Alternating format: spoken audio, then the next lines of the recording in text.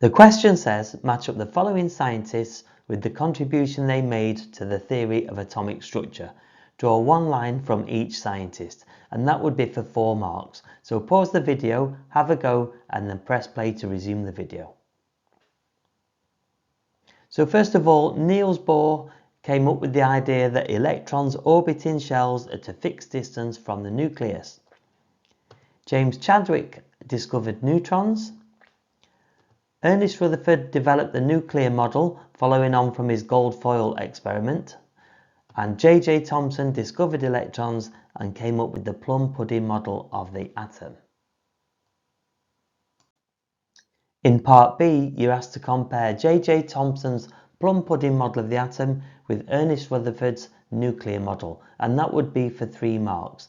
So to get you started on this one, for your 3 marks, you need to talk about how much empty space is in the atom, you need to talk about where the positive charge is located, and also where the electrons are found. So pause the video and then press play when you've had a go.